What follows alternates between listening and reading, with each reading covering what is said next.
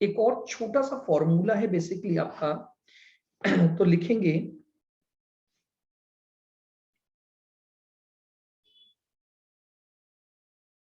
How to calculate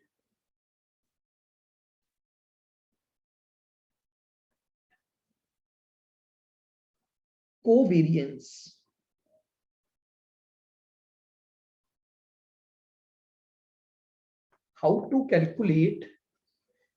covariance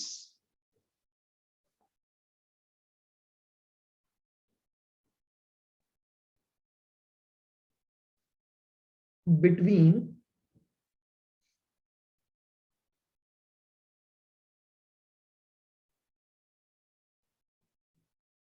securities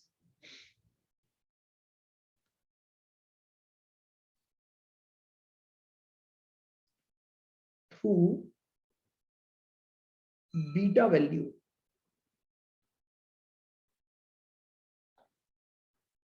तो beta की सहायता से कोवेरियंस,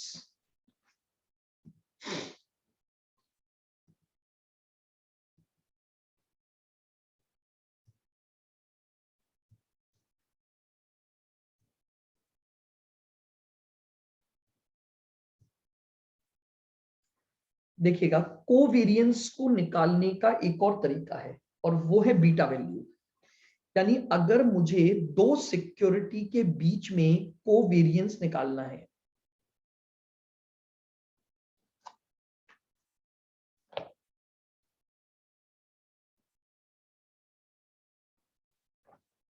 तो लिखें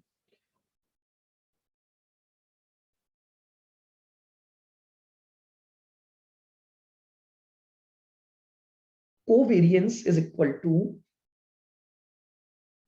beta of A security into beta of B security into variance of market। मैं इस फॉर्मूले से कोवेरियंस कैलकुलेट कर सकता हूं।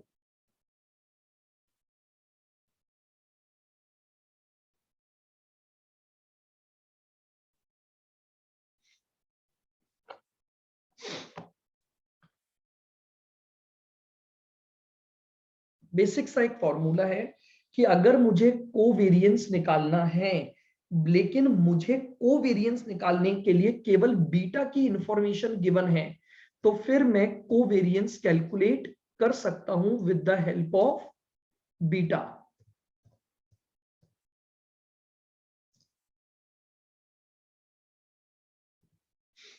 देखिएगा हमारे पास इसका भी एक क्वेश्चन है जिससे हम इसको देख सकते हैं कि किस तरह से हम इसको अप्लाई करेंगे। तो क्वेश्चन नंबर आइए आप 27 पर।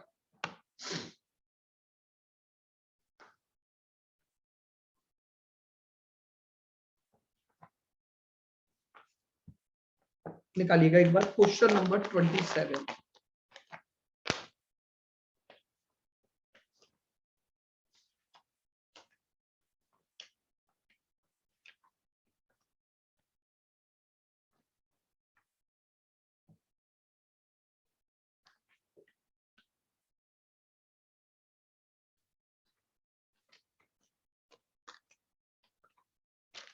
निकाल लिया सबने?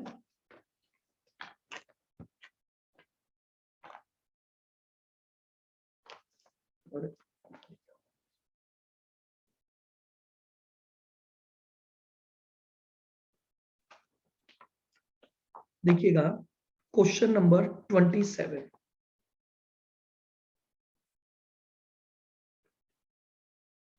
ये क्वेश्चन भी आपके स्टडी मटेरियल में दिया हुआ है, एग्जाम में भी ये क्वेश्चन आपके आया हुआ है।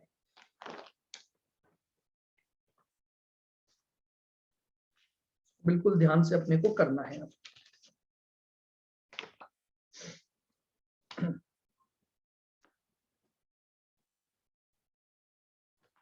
चलिए करें स्टार्ट। देखिएगा अ study bye a mutual fund has revealed the following data in respect of 3 securities। आपको 3 सिक्योरिटीज के रेस्पेक्ट में सारा डेटा दिया हुआ है। सिक्योरिटी एबीसी, इनके स्टैंडर्ड डेविएशन दे रखे हैं आपको।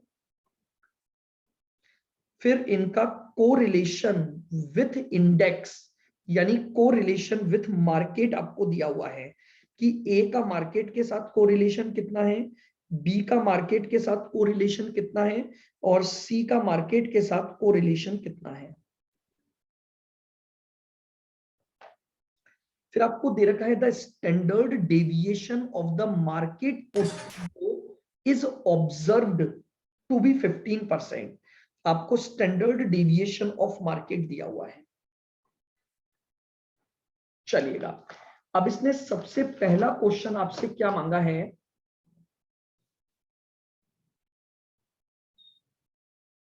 What is the sensitivity of return of each stock with respect to market.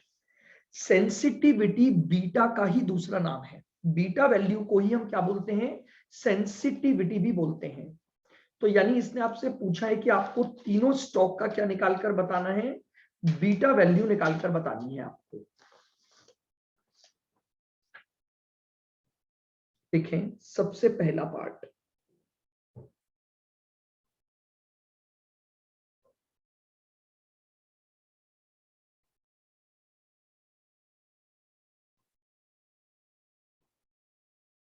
Sensitivity of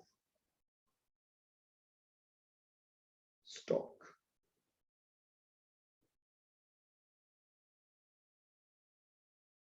तो देखिएगा, आपको क्वेश्चन में कोरिलेशन दिया हुआ है, तो मेरे पास कोरिलेशन का फॉर्मूला है बीटा निकालने का। Beta is equal to standard deviation of stock divided by standard deviation of market into correlation between stock and market। मेरे पास बीटा निकालने का ये फॉर्मूला अवेलेबल है।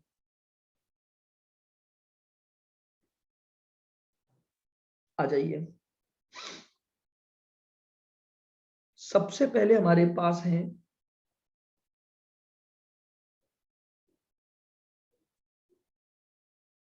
सिक्योरिटी ए। सिक्योरिटी ए का standard deviation 20 divided by market का standard deviation 15 into इनके बीच का correlation 0.6।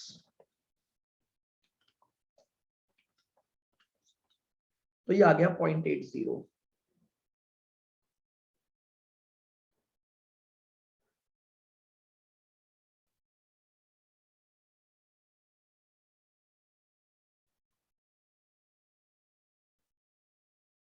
Security B का निकाल लीजिए, 18 डिवाइड बाय 15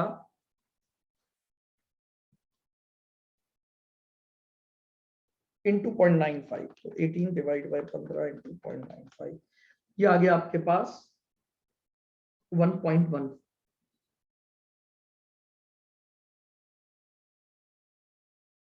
और सिक्योरिटी सी पर जाएंगे तो 12 बाय 15 इंटू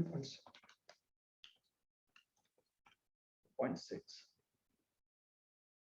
ये लीजिए।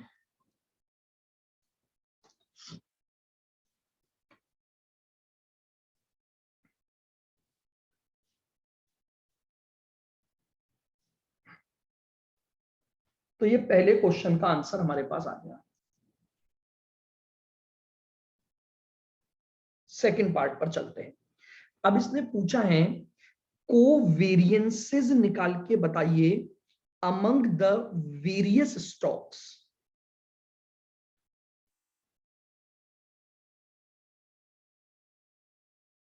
Covariance,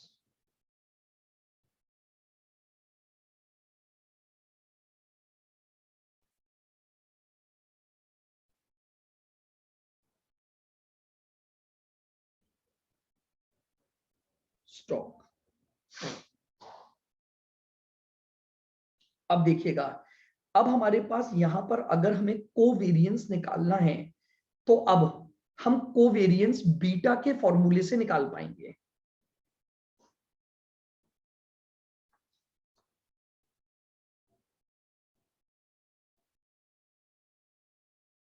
covariance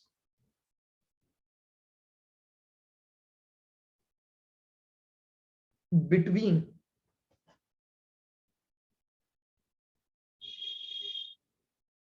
A and B. अगर ए और बी का मुझे कोवेरियंस निकालना है तो बीटा ऑफ ए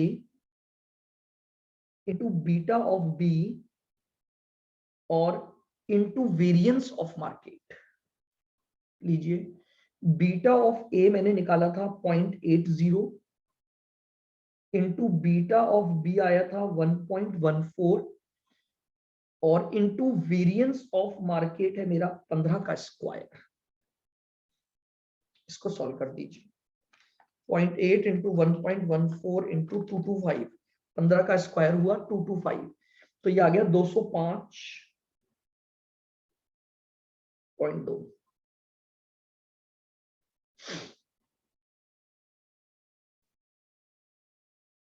अब हम निकालेंगे कोवेरियंस बिटवीन ए एंड सी। अब अगर हमें जो कोवेरियंस निकालना है वो ए और सी के बीच में निकालना है, beta of A into beta of C into variance of market. Beta of A 0.8 into beta of C आया था हमारा 0.6 इंटू 15 का स्क्वायर। लीजिए 0.8 इंटू 0.6 इंटू 225, तो ये आ गया 108। ये हमारा कोवेरियंस आ गया between A and C.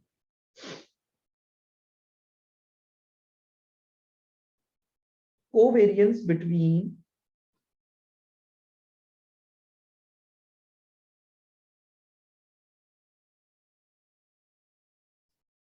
B and C. अगर अब हम कोवेरियंस निकाल रहे हैं किसके बीच में, बी एंड सी के बीच में, beta of B into beta of C into variance of market. 1.14 into 0.60 into 15 का स्क्वायर। 1.14 इंटू 0.6 इंटू 225, तो ये आ गया 153.9। बोलिए, यहां तक क्लियर? दो पार्ट हो गए हमारे पास। सबसे पहले हमने बीटा वैल्यू निकाल ली और दूसरा हमने क्या निकाल लिया कि जो वेरियस स्टॉक्स हमें दिए हुए हैं उन वेरियस स्टॉक्स के बीच में हमने क्या निकाल लिया, अपना कोवेरियंस। आइएगा, अब इसने क्या पूछा है, नेक्स्ट क्वेश्चन देखिएगा।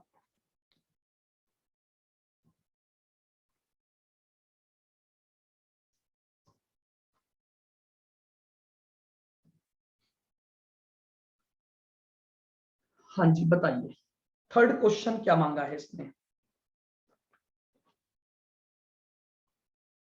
पोर्टफोलियो की रिस्क,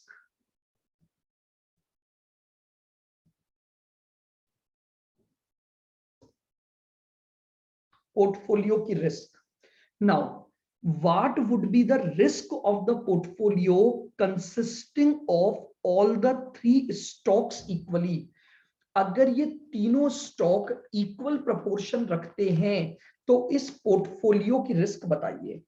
आज हमारे पास उसका प्रैक्टिकल क्वेश्चन आ गया जो हमने पार्ट 1 का लास्ट टॉपिक पढ़ा था, पर हमने उसका प्रैक्टिकल नहीं किया था। वो था कोवेरियंस मैट्रिक्स। आप ध्यान से सुनिएगा, आपके पोर्टफोलियो में 3 सिक्योरिटी हैं। तीनों सिक्योरिटी के रेस्पेक्ट में आपने ऑलरेडी कोवेरियंस निकाल रखे हैं। अब आपको पोर्टफोलियो की रिस्क निकालनी है जहां पर इन तीनों सिक्योरिटी का वेट जो है वो इक्वल है। तो आइए थर्ड क्वेश्चन करेंगे अब हम। Risk of the portfolio having 3 security.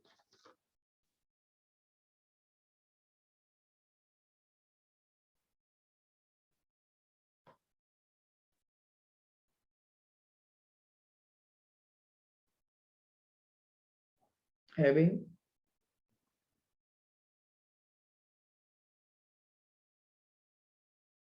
Three securities, और इसके लिए हम बनाएंगे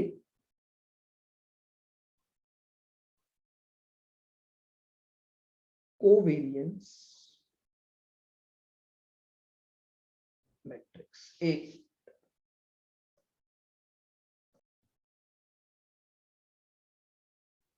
चलिएगा, covariance matrix of three securities.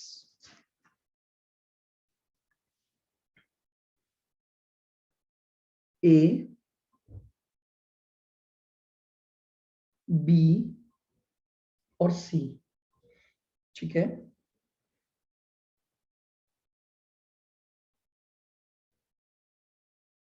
Wait of A 0.33, weight of B 0.33 और वेट ऑफ सी मैंने ले लिया point.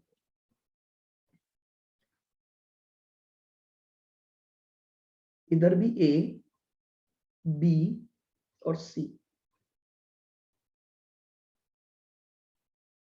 Wait of A 0.33, weight of B 0.33 और wait of C 0.34।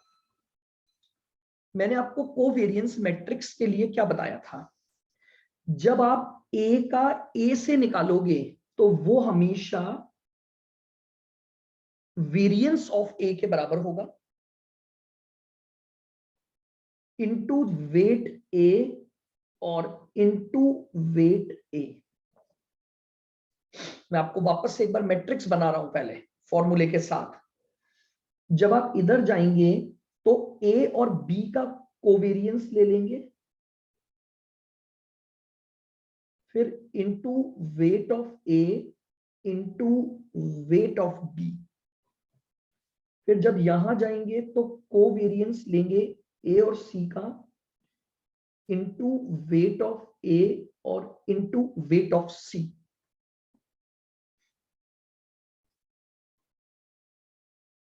Covariance A B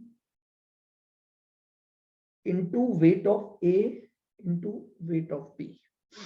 B का बी से निकालोगे तो variance of B into weight of B into weight of B. और बी और सी का लोगे तो covariance between B C into weight of B into weight of C. याद आ रहा है कुछ? पूरी मैट्रिक्स में वापस लिख रहा हूं। Covariance A C into weight of A into weight of C. Covariance B C into weight of B into weight of C।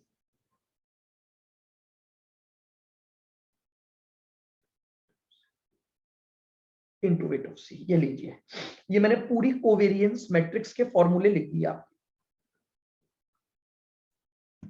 अब हम इसमें सारी डिजिट्स रखते जाएंगे।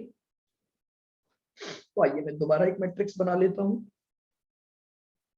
A B C।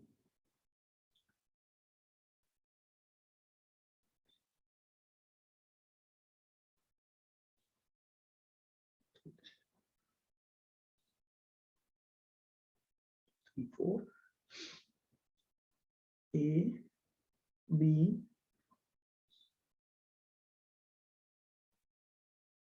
0.33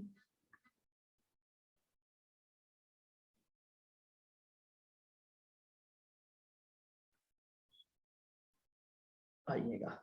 सबसे पहले ए का ए से निकाला तो ए का वेरिएंस, तो ए का स्टैंडर्ड डेविएशन दे रखा है 20 का स्क्वायर इंटू 0.33 और इंटू 0.33। इसको सॉल्व कर दीजिए तो ये आ जाएगा 43.56। ये मेरे पास पहली वैल्यू आ गई 400 इंटू 0.33 इंटू 0.33। जब इधर जाऊंगा तो ए और बी का कोवेरियंस, तो देखिएगा ए और बी का कोवेरियंस मैंने ऊपर ऑलरेडी निकाला हुआ है। कोवेरियंस बिटवीन ए और बी है मेरा 205.20। तो ए और बी का कोवेरियंस 205.20 इंटू 0.33 और इंटू 0.33 निकाल लीजिए। तो 200 ये आ जाएगा आपके पास 22.35। इधर जाऊंगा तो ए और सी के बीच का कोवेरियंस था मेरा 108 इंटू 0.33 और इंटू 0.34,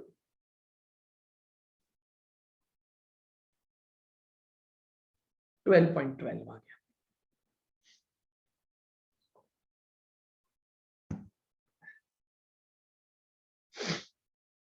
अब वापस से मैं ए और बी का निकालूंगा तो ए और बी का डेटा मैंने ऑलरेडी निकाला हुआ है। तो 205.20 इंटू 0.33 और इंटू तो ये 22.35 आ जाएगा। जब बी का निकालूंगा तो वेरिएंस ऑफ बी यानी 18 का स्क्वायर इंटू 0.33 और into 0.33,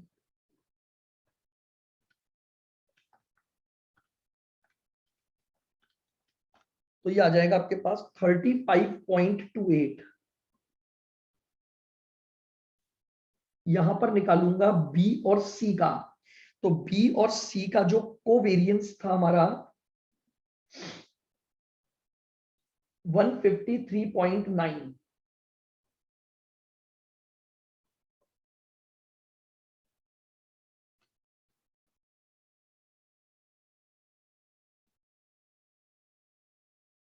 one 153.9 into weight of B है 0.33 और वेट ऑफ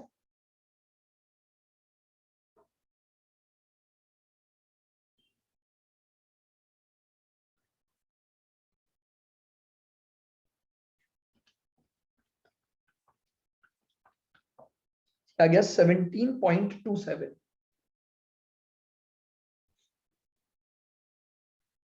ए और सी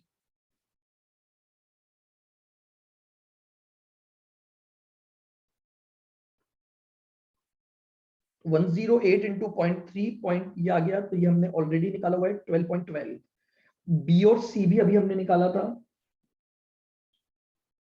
153.9 इंटू 0.33 और इंटू 0.34, 153 पॉइंट ये भी आपने निकाला था अभी 17.27।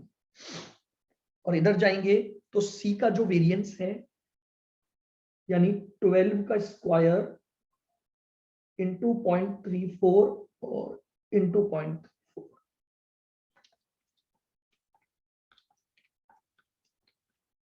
16.65।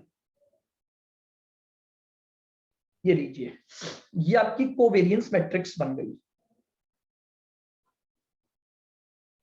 उसके बाद रूल क्या था, जब इस कोवेरियंस मैट्रिक्स की ये जो 9 वैल्यूज आपके पास आई हैं, अगर आप इन 9 वैल्यूज का टोटल कर लेंगे तो ये आपके पास वेरिएंस ऑफ द पोर्टफोलियो आ जाएगा।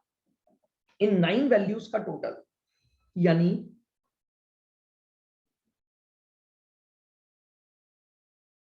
वेरिएंस ऑफ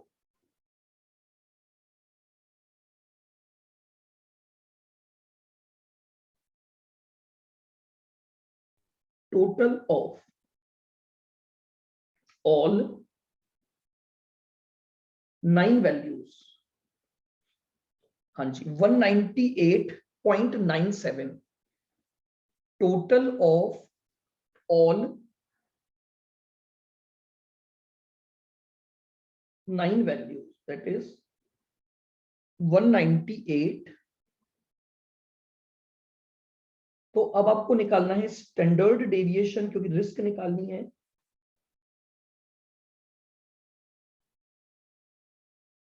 तो वो निकलती है under root of variance. That means standard deviation of portfolio is under root of 198.97। 198.97 का अंडर रूट 14.11। ये लीजिए, ये आपके पास इस क्वेश्चन का आंसर आ गया।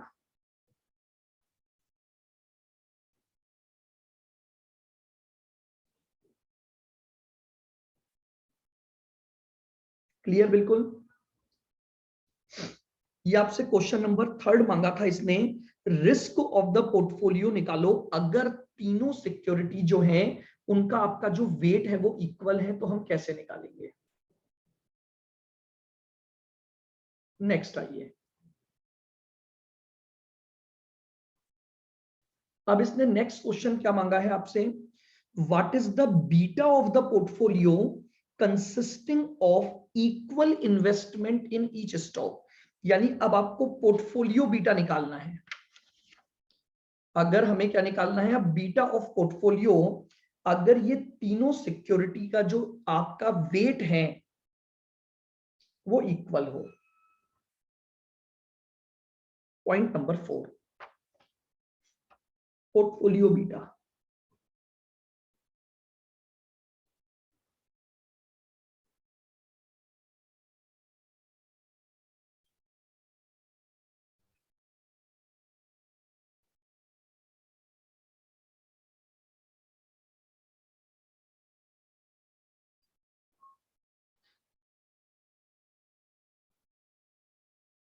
हमें पता है पोर्टफोलियो बीटा कैसे निकलता है, weighted average beta of the securities. आपके पोर्टफोलियो में जो भी सिक्योरिटीज हैं अगर उनका हम वेटेड एवरेज बीटा निकाल दें तो वो पोर्टफोलियो का बीटा आ जाएगा। तो लीजिए, beta of A into weight of A, beta of B into weight of B, और beta of C into weight of सी।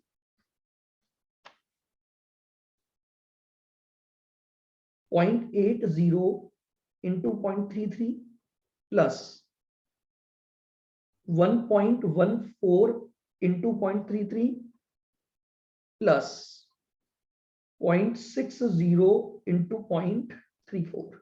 अब देखिए कितना बढ़िया, मतलब जो आपके ऑनलाइन पेपर है उसमें एक बढ़िया क्वेश्चन बन सकता है। केवल लास्ट आंसर की वो स्पेस छोड़ देगा और बोले आप सारी चीजें कैलकुलेट कर लो, 2 नंबर का हर एक पार्ट। आइए,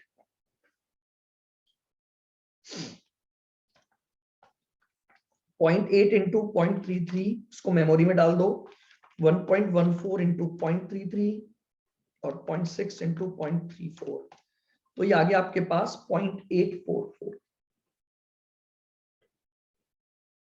ये लीजिए, ये आपके पास पोर्टफोलियो बीटा आ गया।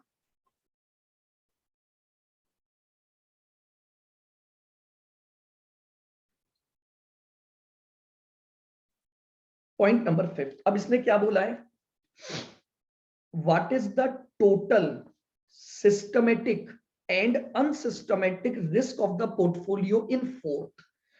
आपने जो पोर्टफोलियो ऊपर बनाया है जिसका बीटा आप निकाल चुके हो, आपको उसकी टोटल रिस्क, सिस्टमेटिक रिस्क और अनसिस्टमेटिक रिस्क लेनी है। Total risk, that means variance of portfolio, तो वो आप ऑलरेडी निकाल चुके हो, दैट इज 198.97। तो टोटल रिस्क तो हम ऑलरेडी निकाल चुके हैं। आइएगा,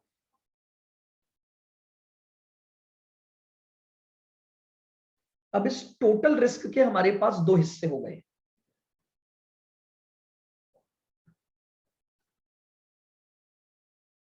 सिस्टमेटिक रिस्क और अनसिस्टमेटिक रिस्क। अब चूंकि हमें पोर्टफोलियो की सिस्टमेटिक निकालनी है तो फॉर्मूला लगेगा beta of portfolio square into variance of market. आइए, पोर्टफोलियो का बीटा था 0.8442 का square into variance of market है 15 का स्क्वायर,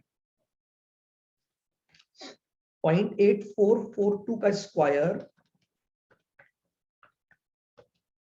इंटू 225, 15 का स्क्वायर, तो ये आ गया 160.35। 160.35। तो अनसिस्टमेटिक रिस्क कैसे निकलती है?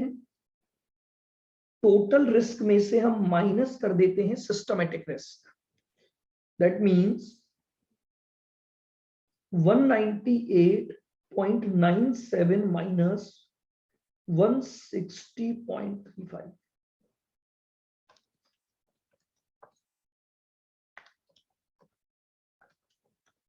तो 38.62 आपके पास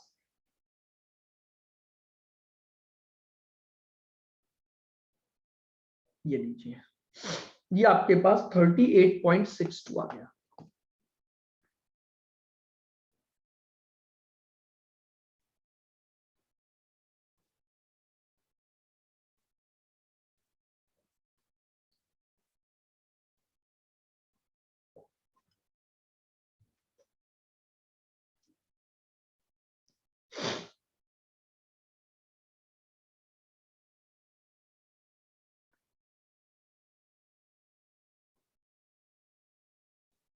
बोलिए, क्लियर है? बिल्कुल। देखिएगा, सिमिलर पैटर्न का क्वेश्चन, सिमिलर पैटर्न मतलब डिजिट्स अलग हैं आपके पास, और आपके स्टडी मटेरियल में इलस्ट्रेशन नंबर 15 है जो इसी पैटर्न का है। एग्जैक्टली बिल्कुल 5 क्वेश्चन मांगे हैं, 3 सिक्योरिटी दे रखी है आपको, पी क्यू आर, उन तीनों के स्टैंडर्ड डेविएशन दे रखे हैं, स्टैंडर्ड डेविएशन सिमिलर हैं 20, 18 और 12। कोरिलेशन चेंज दे रखा है, यहां कोरिलेशन दे रखा है 0.66, यहां कोरिलेशन दे रखा है 0.95 और यहां कोरिलेशन 0.75। यानी केवल एक कोरिलेशन इन्होंने चेंज कर दिया और उस वजह से आंसर चेंज हो गए। तो similar to study material illustration number 15 आप डाल सकते हैं, केवल एक डिजिट चेंज है।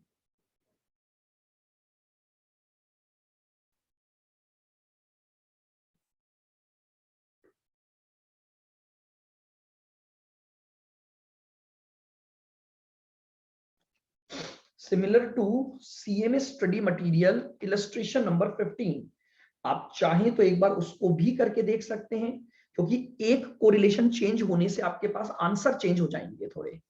यही एग्जैक्टली पांचों क्वेश्चन आपसे मांगे गए हैं। ठीक है, बहुत इंपॉर्टेंट है फ्रॉम एग्जाम व्यू पॉइंट। तो देखिएगा, यहां मैंने आपको एक बेसिक फॉर्मूला बताया था बस, covariance with the help of beta. अगर मुझे बीटा की सहायता से कोवेरिएंस निकालना हो, कोवेरिएंस मैट्रिक्स हम पहले सीख चुके थे, तो ये हमारे पास कोवेरिएंस मैट्रिक्स को बनाने का एक क्वेश्चन था।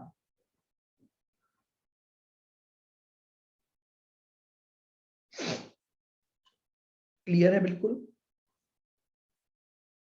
चलो,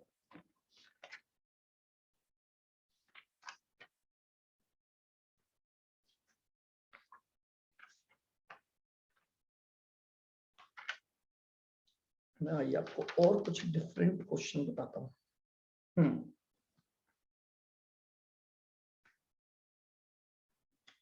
क्वेश्चन नंबर 57 पर आएंगे।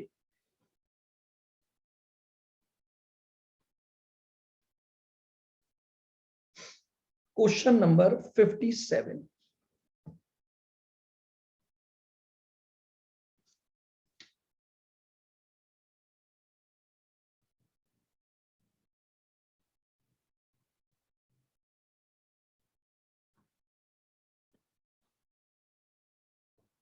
निकाल लिया सबने? अब देखिएगा क्वेश्चन नंबर 57 क्या बोल रहा है आपको।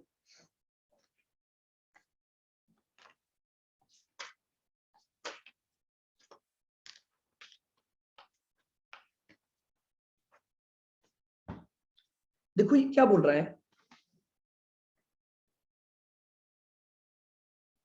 एक मिनट, कहां गया? हाँ जी, suppose that there are many stock in the market and the characteristics of stock A and B are given as follows. आपको क्या दिया हुआ है? दो स्टॉक का डेटा दे रखा है मार्केट से। ए स्टॉक की एक्सपेक्टेड रिटर्न 10% है और उसका स्टैंडर्ड डेविएशन 5% है। बी स्टॉक की एक्सपेक्टेड रिटर्न 15% है और उसका स्टैंडर्ड डेविएशन आपके पास 10% है। इन दोनों के बीच में जो कोरिलेशन कोफिशिएंट है वो -1 है। ये आपसे पूछ रहा है what must be the risk free rate of return. आपको इस डेटा से आरएफ कैलकुलेट करके बतानी है।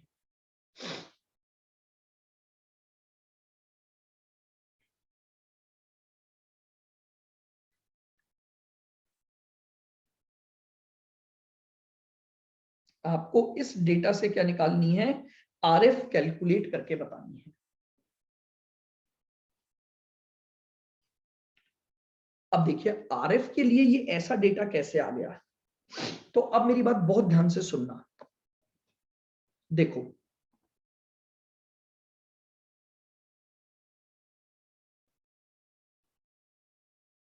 Concept, if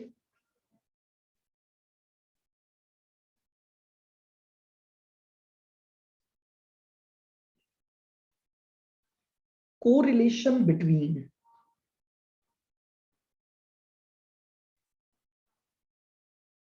if correlation between A and B is -1, that is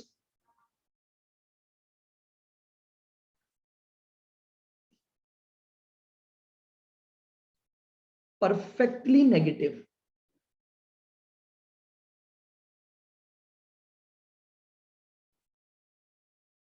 That is perfectly negative. Then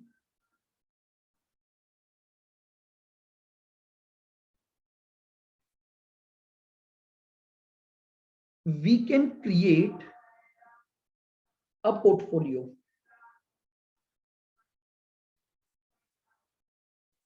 We can create a portfolio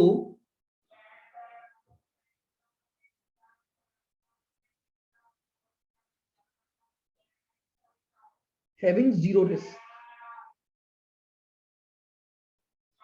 ये चीज आप already पढ़ चुके हैं। जब हमने पार्ट 1 किया था तो वहां मैंने आपको एक पॉइंट बताया था कि अगर दो सिक्योरिटी को लेकर मैं एक पोर्टफोलियो बना रहा हूं और अगर उन दोनों सिक्योरिटी के बीच का जो कोरिलेशन है अगर वो -1 है यानी परफेक्टली नेगेटिव कोरिलेशन है तो मेरे उस पोर्टफोलियो की रिस्क 0 होगी।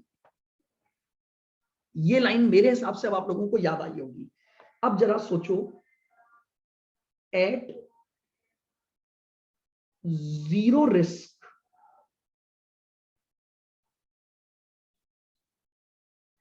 the return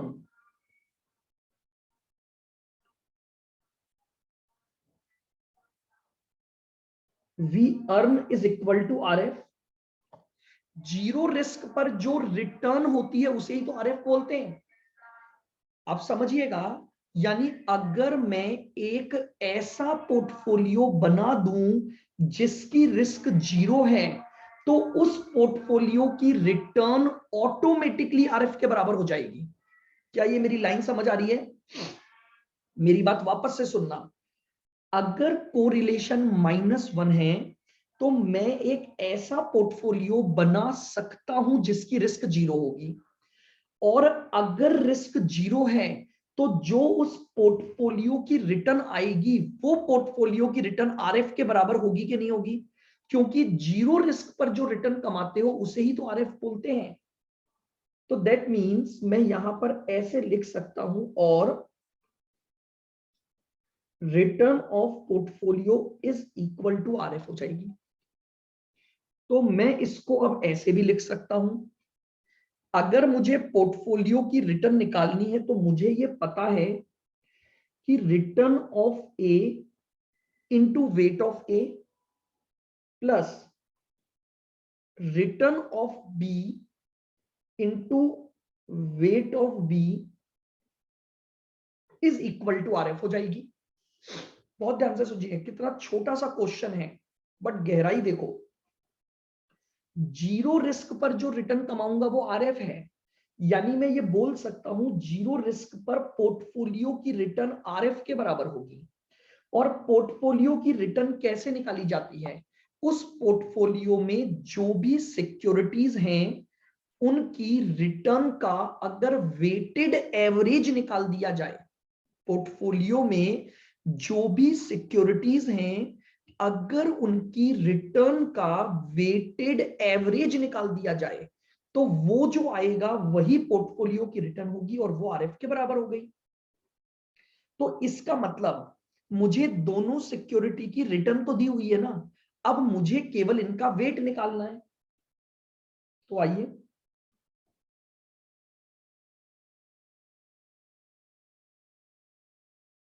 wait calculation.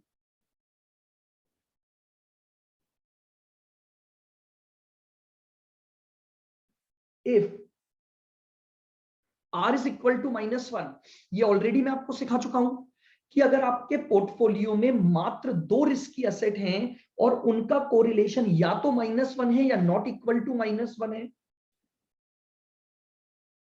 अगर weight of B security sorry weight of A security निकालना है तो मैंने आपको उसका एक फॉर्मूला बताया था।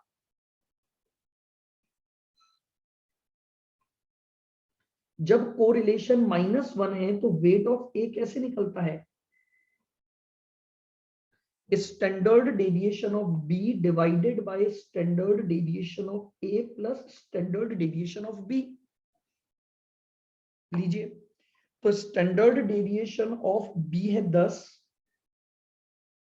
डिवाइडेड बाय 15, 0.667 आपके पास इसका वेट आ गया।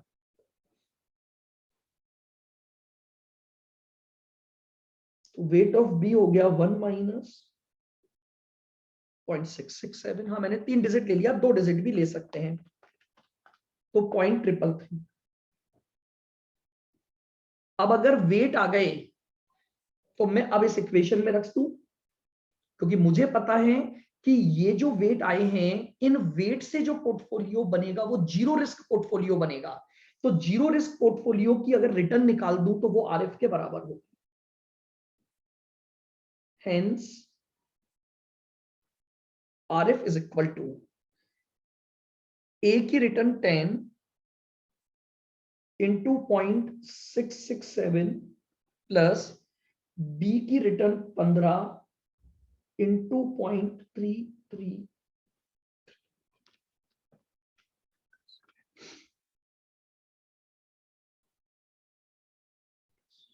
5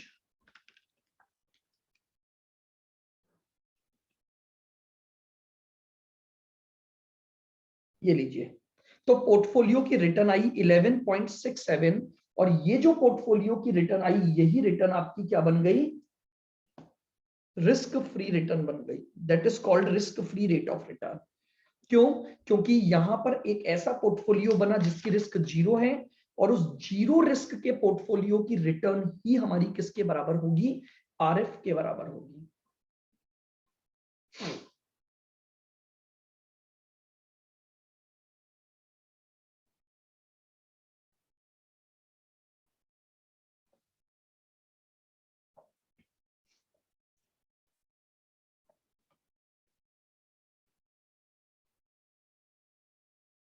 बताइए, क्लियर है बिल्कुल?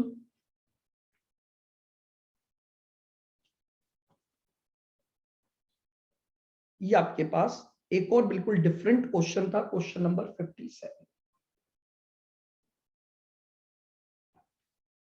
और देखते हैं अपन।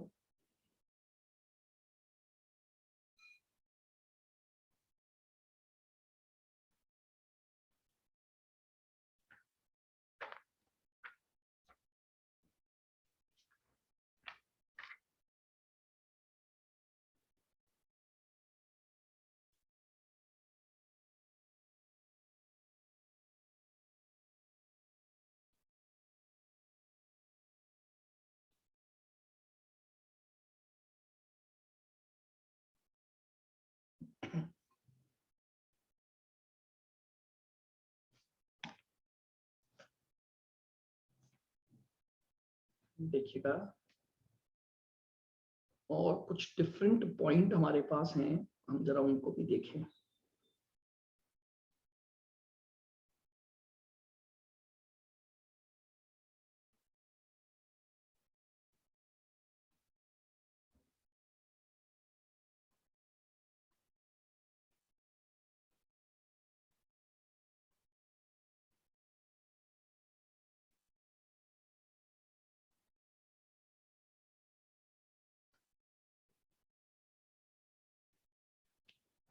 देखिएगा,